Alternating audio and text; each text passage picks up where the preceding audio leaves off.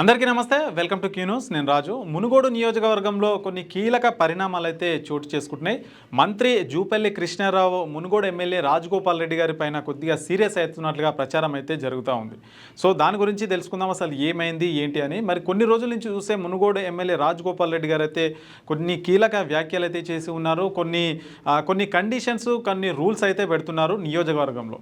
So అదేంటంటే మన తెలంగాణ రాష్ట్రానికి సంబంధించి లిక్కర్ షాప్స్ ఏవైతే ఉంటాయో వాటిపైన కొన్ని ఆంక్షలు అయితే విధిస్తున్నారు. ఆయన చెప్పినట్లుగానే చేయాలి, లేదంటే పరిణామాలు ఎదుర్కోవాల్సి వస్తుంది. మరి ఇక్కడ నేను ఎమ్మెల్యే కాబట్టి ఎమ్మెల్యే చెప్పినట్లే నడుచుకోవాలని చెప్పేసి కూడా రాజగోపాల్ రెడ్డి గారు కొందరికైతే నియోజకవర్గంలో కొన్ని కీలక నిర్ణయాలు తీసుకున్నట్లుగా మనకైతే తెలుస్తూ ఉంది. ముఖ్యంగా లిక్కర్ షాప్స్ ఏవైతే ఉంటాయో మన తెలంగాణ రాష్ట్రంలో లిక్కర్ షాప్ సంబంధించి ఏవైతే టెండర్స్ అయితే జరుగుతున్నాయి. మరి టెండర్స్ జరుగుతున్నప్పుడు రాజగోపాల్ రెడ్డి గారు కొన్ని రూల్స్ అయితే పెట్టారు తన నియోజకవర్గంలో. సో అవి ఏం నియోజకవర్గాలు ఏం పెట్టారు, ఎలాంటి రూల్స్ పెట్టారు అని అయితే ఒకసారి తెలుసుకుందాం. మరి రాష్ట్ర వ్యాప్తంగా కూడా మనకు లిక్కర్ షాప్స్ ఏవైతే ఉంటాయో 10 గంటల నుంచి మళ్ళీ 10 గంటల వరకు, అంటే దాదాపు 12 గంటల వరకు అయితే ఓపెన్ ఉంటాయి. సో ఈ విధంగా ఉంటాయి లిక్కర్ షాప్స్ ఏవైతే ఉంటాయో వాటి పక్కన పర్మిట్ రూమ్స్ అయితే ఉంటాయి. సో మరి నియోజకవర్గంలో మునుగోడు నియోజకవర్గంలో మాత్రం ఇట్లా ఉండడానికి వీలు లేదు అని చెప్పేసి రాజగోపాల్ రెడ్డి గారు అయితే కొన్ని కీలక ఆదేశాలు అయితే జారీ చేస్తున్నట్లుగా మనకైతే తెలుస్తుంది. సో దానికి సంబంధించి గత కొన్ని రోజుల నుంచి అయితే ఈ చర్చ అయితే నడుస్తుంది. మరి అక్కడ వ్యాపారులు ఎవరైతే ఉన్నారో సో వాళ్ళందరికీ కూడా ఈ రూల్స్ వల్ల కొద్దిగా ఇబ్బందులు తలెత్తుతున్నాయని చెప్పేసి వాళ్ళందరూ కలిసి కూడా జూపల్లి కృష్ణారావు గారి దగ్గరికి అయితే వెళ్ళి అక్కడ మొరపెట్టుకున్నట్లుగా తెలుస్తూ ఉంది. సో మరి రాష్ట్రంలో ఎట్లాంటి రూల్స్ ఉంటే ఇక్కడ కూడా అదే ఉంటుంది అని చెప్పేసి కూడా మంత్రి జూపల్లి కృష్ణారావు అయితే వాళ్ళకైతే హామీ ఇవ్వడం. సో దాని తర్వాత ఈ పరిణామాలన్నీ జరుగుతున్నాయి. అసలు రాజగోపాల్ రెడ్డి గారు పెట్టిన రూల్స్ ఏంటి, అసలు ఆయన ఎందుకు ఆ రూల్స్ పెట్టాల్సి వచ్చింది అనేది అయితే ఒకసారి అయితే మనం తెలుసుకుందాం. సో ముందుగా ఏం రూల్స్ పెట్టారు అనేది అయితే లిక్కర్ షాప్స్కి సంబంధించి ఏం రూల్స్ పెట్టారైతే మనం ఒకసారి తెలుసుకుందాం. సో మునుగోడు నియోజకవర్గంలో వైన్ షాపులకు టెండర్లు వేసేవారు సాయంత్రం 4 గంటల నుంచి రాత్రి 9 గంటల వరకే మద్యాన్ని విక్రయించాలని చెప్పేసి ఒక కీలక నిర్ణయం అయితే తీసుకున్నారు. సో అంటే ఆ నియోజకవర్గంలో మాత్రమే, అంటే దాదాపు 10 గంటల నుంచి మనకు తెలంగాణ రాష్ట్ర వ్యాప్తంగా కూడా జిహెచ్ఎంసీ మినహా 10 గంటల నుంచి 10 గంటల వరకు అయితే పర్మిషన్ ఉంటుంది.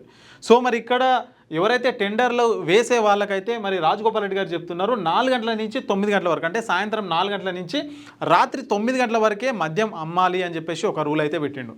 సో ఇంకో రూమ్ చూసుకుంటే మరి వైన్ షాపులు ఏవైతే ఉంటాయో ఊరు బయట ఉండాలని చెప్పిండు.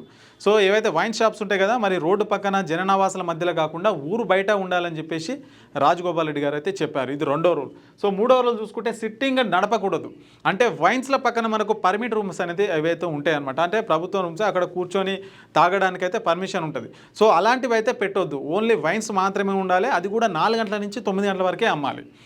లేదంటే మరి అక్కడ సిట్టింగ్ రూమ్ ఏదైతే ఉంటుందో అది ఉండకూడదు అని అదొక రూల్ పెట్టారు. సో బెల్ట్ షాప్లకు మద్యం అమ్మకూడదు. అంటే ఏవైతే ఇప్పుడు వైన్స్ లిక్కర్ షాప్స్ కాకుండా బెల్ట్ షాప్స్ కూడా అక్కడక్కడ జరుగుతుంటే పర్మిషన్ లేకుండా, సో అవి నడపడానికి వీల్లేదు అని చెప్పేసి అదొక రూల్ పెట్టారు. సిండికేట్ ఉండొద్దు అని చెప్పేసి ఇంకొక రూల్ అయితే పెట్టారు. సో సిండికేట్ అంటే ఇప్పుడు అందరు కలిసి కూడా మరి మద్యాన్ని ఒకే ధరకు విక్రయించడం, కల్తీ మద్యం అమ్మడం, సో వీటన్నిటికీ దారితీస్తాయి కాబట్టి సిండికేట్గా ఏర్పడి సిండికేట్ వ్యాపారం అయితే చేయొద్దని చెప్పేసి ఇంకొక రూల్ అయితే పెట్టారు. సో ఈ రూల్స్ అన్నీ ఎందుకు పెట్టారు అని చూస్తే ప్రజలను ఆరోగ్యవంతులుగా తీర్చిదిద్దడం, మానవ జీవన ప్రమాణాలు పెంచడం, బెల్ట్ షాపుల నిర్మూలన, మహిళా సాధికారతే నా ఉద్దేశం. ఎవరిని ఇబ్బంది పెట్టాలని కాదు, నియోజకవర్గ ప్రజలు యువత మద్యం మత్తును వదిలి ఆదర్శంగా ఆర్థికంగా ఎదగాలని చెప్పేసి నా కోరిక అని చెప్పేసి కూడా రాజగోపాల్ రెడ్డి గారు అయితే చెప్పారు. సో దానికి సంబంధించిన ఒక వీడియో కూడా ఉంది. సో వీడియో అయితే చూద్దాం.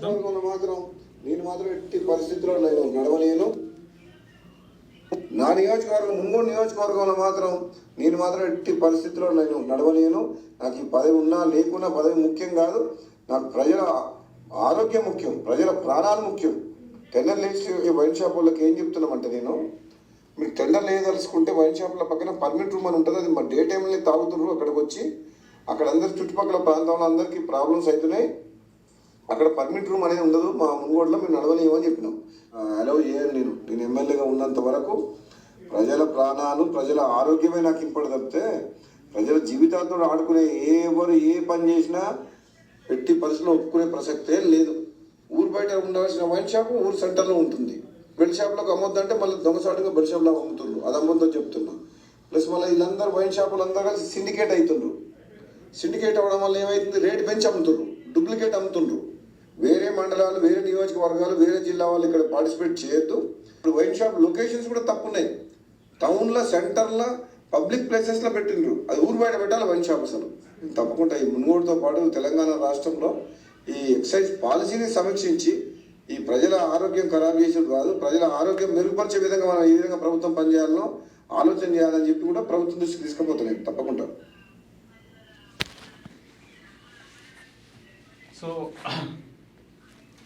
సో ఇవన్నమాట రాజగోపాల్ రెడ్డి గారు చేసిన కీలక వ్యాఖ్యలు. సో ఏవైతే మద్యం షాప్స్ ఉంటాయో సాయంత్రం 4 గంటల నుంచి 9 గంటల వరకే నడపాలి, సిట్టింగ్ అనేది ఉండకూడదు. సో అట్లాగే మరి వేరే జిల్లాల వాళ్ళు కూడా ఇక్కడికి వచ్చి టెండర్లు అయితే వేయొద్దు, అంటే ఏ మండలంలో ఉన్న వాళ్ళు వాళ్ళే వేయాలి. అదేవిధంగా షాప్స్ ఏవైతే ఉంటాయో మరి ఊరు మధ్యలో కాకుండా ఊరు చివర ఉండాలి. సో అట్లాగే మరి సిండికేట్ ఏదైతే ఉందో వ్యాపారులందరూ కలిసి సిండికేట్గా ఏర్పడకూడదు అని చెప్పేసి రాజగోపాల్ రెడ్డి గారు అయితే కొన్ని కీలక ఆదేశాలు కావచ్చు, రూల్స్ కావచ్చు, సో అట్లా అయితే తయారు చేశారు. మరి ఇది నిజంగా సాధ్యమవుతుందా అంటే మరి ప్రభుత్వ చట్టం ప్రకారం అయితే సాధ్యం కాదు. అంటే ప్రభుత్వం రూల్స్ అన్ని నియోజకవర్గాలలో ఒకటే రూల్స్ ఉంటుంది కాబట్టి మరి ఆ ఒక్క నియోజకవర్గంలో ఇట్లా నడుస్తుందా అంటే కుదరకపోవచ్చు. సో రాజగోపాల్ రెడ్డి చెప్పింది కరెక్టే కావచ్చు. ఆయన ఏం చెప్తున్నారు అంటే నా నియోజకవర్గ ప్రజలు మద్యానికి బానిస కాకూడదు, పొద్దున లేస్తే వైన్స్లలో కూర్చుంటున్నారు, మద్యం షాపులలో మద్యం తాగుతున్నారు, సో వాళ్ళ జీవితాలు ఆగమైపోతున్నాయి, వాళ్ళ జీవితాలు ఖరాబ్ అయిపోతున్నాయి, నేను వాళ్ళ కోసమే ఈ నిర్ణయాలు తీసుకుంటున్నా తప్ప నా కోసం కాదు అని చెప్పేసి కూడా రాజగోపాల్ రెడ్డి గారు పదే చెప్తా ఉన్నారు.